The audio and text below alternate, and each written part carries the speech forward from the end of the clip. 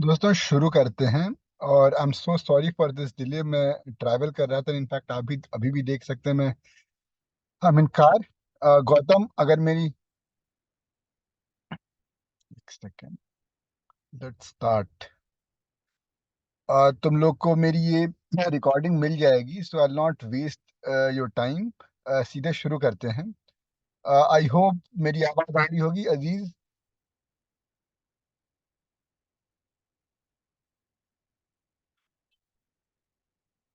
गौतम, मेरी आवाज आ रही है?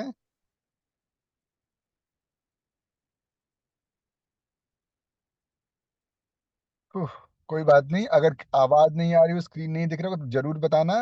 Let's start. और I just hope, yes sir, okay, thank you. Let's start. दोस्तों, ये 2022 का पेपर हम देखते हैं। सबसे पहला क्वेश्चन। तो दोस्तों, इसमें एक बार पहले क्वेश्चन देख लेते हैं, देन विल डिसाइड क्या आपको अटेम्प्ट करना चाहिए। It appears to be now established that although a right to participate in the profits of trade is a strong test of partnership, and that there may be cases where from such partnership participation alone, it may, as a presumption not of law but of fact, be inferred, yet that whether that relation does or does not exist must depend on the real intention and conduct of the party. In the light of the above statement, discuss the law relating to essential elements or features of partnership, mentioning the relevant provisions of the Indian Partnership Act 1932 and case laws.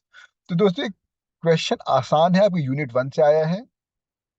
और in fact ये सब जो शुरू वाले जो cases हैं कि intention और conduct of the parties matter करती है, right to participate in profit alone does not matter, इस पे आप वो कर सकते हैं, सेक्शन लिख देंगे। बट ऐसे क्वेश्चन को फर्स्ट क्वेश्चन अटेम्प्ट नहीं करना चाहिए, क्योंकि इसमें लिखने की कोई सीमा नहीं है। और इसमें आप लिखते जाएंगे और आपका पेपर छूट सकता है। इसलिए इट्स बेटर कि आप अगर ये क्वेश्चन करना है तो आप आखिरी में एक क्वेश्चन करें। जस्ट इसकी देखेंगे अच्छी, कोई बात नहीं, जो भी होगा बढ़िया हो। तो ये क्वेश्चन आसान है, ये क्वेश्चन करना चाहिए। और इसमें जब भी आप फीचर्स लिखें तो आप कंपैरेटिव फॉर्म में लिखिएगा कि हाँ, आप कंपैरेटिव फॉर्म में लिखिए कि चल कि एलएलपी से कंपेयर करके, कंपनी से कंपेयर करके। आगे देखते हैं। Explain the implied authority of the partner. Identify the statutory restrictions on a partner's implied authority. How are third parties affected by uh, restrictions placed on such implied authority? तो अच्छा, इसको let's keep this on hold. वैसे तो ये भी simple question अगर आपने कर लिया है तो implied authority of partner, joint liability, several liability, whether it was an act done in the conduct of the business of the partnership और नो, ये सब चीजें। Excuse me.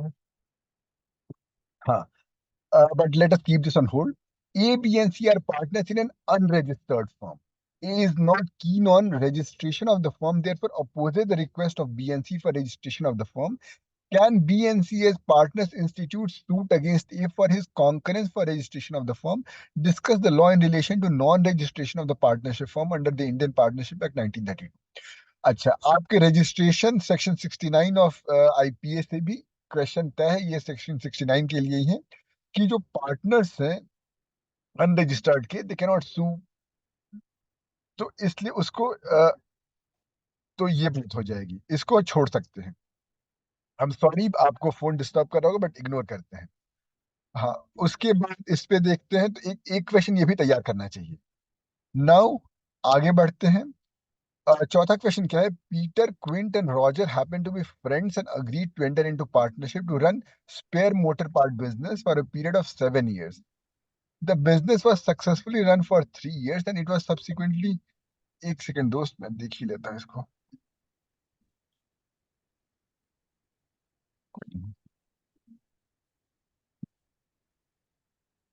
And it was subsequently found that next 2 years the business had run into huge losses.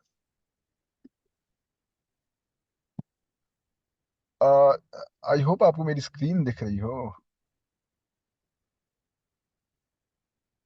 चलिए, अगर मेरा चेहरा नहीं दिख रहा हो that doesn't matter. I just, अच्छा, दिख रहा है। हाँ, आगे बढ़ते हैं। And it was subsequently found that next 2 years the business had run into huge losses. Quint and Roger agrees to dissolve the firm. However, Peter insisted on the business being run for the complete tenure. Can Quint and Roger dissolve the firm? In the light of the facts mentioned, discuss the law on dissolution of partnership. This is a straightforward question on dissolution. ये question I suggest आप कर लीजिएगा। और इसके तो आपने partnership से 3 कर लिया। एक तो जो जनरल प्रोविजन है, दूसरा रजिस्ट्रेशन है, इफेक्ट ऑफ नॉन रजिस्ट्रेशन, और तीसरा डिसोल्यूशन। अच्छा, आगे देखते हैं। आप आई सजेस्ट कि सोका से क्वेश्चन चलिए एक बार देख लेते हैं, स्ट्रेट फॉरवर्ड होते हैं, तो उसको पहले करना चाहिए, बिकॉज शुरू शुरू में जनरल टेंडेंसी होती है कि आप ज्यादा टाइम लेते हैं। तो अगर आप वो क्वेश्चन शुरू में कर लेंगे जो स्ट्रेट फॉरवर्ड है, तो आप उसमें ज्यादा लिख ही नहीं सकते। क्वेश्चन टू द पॉइंट होते हैं, इनफैक्ट टू द पॉइंट जिसके आंसर हो उसको पहले करना चाहिए, आपका पेपर जल्दी पूरा होगा। We come to question number 5.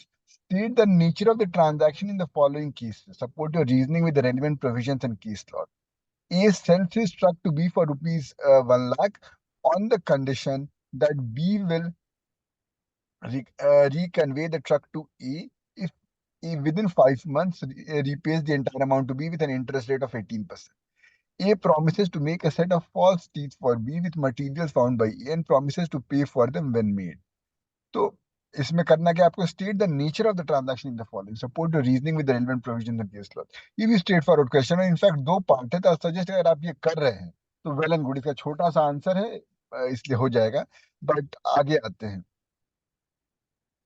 हैं तो X a buyer went to the market and purchase the following goods from the seller: a pressure cooker which burst on being put on the gas stove, a shawl written on it Pasmina shawl for his friend, but later on opening the packing, it turned out to be acrylic shawl, innerwear wear which on use produced strong allergy on the skin. Afterwards, it was discovered that it was heavily treated with chemicals unfit for use.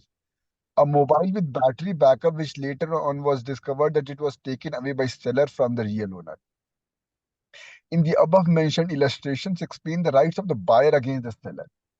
तो ये सब इसमें in fact आपको वो याद होगा, एक हम बात करते हैं कि अ, हाँ, एक हम वो याद करते हैं कि इसमें हम बायर बीवेयर, मुझे उसकी लीगल टर्मिनोलॉजी नहीं याद आ रही है, बट हाँ कुछ बायर बीवेयर का वो हम याद करते हैं। Explain the rights of the buyer against the seller, इसके अलावा और भी राइट है। Explain the liability of the seller towards the buyer, stating the grounds for such liability under SOGA. अब इसके 4 पार्ट हैं, चारों सिमिलर ही हैं, तो ये वाला आप पार्ट कर लीजिएगा। इनफैक्ट जितने पार्ट क्वेश्चन आप करेंगे उतने आपके मार्क्स मिलने के चांसेस ज्यादा बढ़ जाते हैं। आगे देखते हैं। उसके बाद write short notes on the following: statutory transaction, doctrine of nemo dat quod non habet। ये तो वही है कि जो प्रॉपर्टी राइट आपके पास खुद नहीं, you can not sell a better title than you already have. Statutory transaction ये भी लिखा जा सकता है, बट इसके अलावा जैसे ये देखिए, तो Amit sells to Bhushan a quantity of basmati rice lying in Amit store house. It is agreed that Bhushan will get 3 months credit. Bhushan allows the rice to remain in Amit's storehouse but becomes insolvent. जैसे ये question है right of unpaired seller से, तो I suggest कि right of unpaired seller भी पढ़ लेना चाहिए, इससे क्वेश्चन आते हैं। तो मैं ये कहूंगा कि होगा सब राइट ऑफ अनपेड सेलर तो देख ही लो।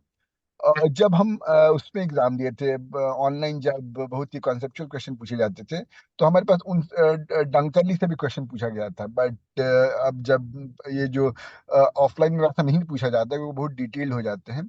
आप ये देख लीजिए कुछ जैसे ये वाला, एक right of buyer against seller, ये वाला तैयार, राइट ऑफ अनपेड सेलर तैयार कर लीजिए आप।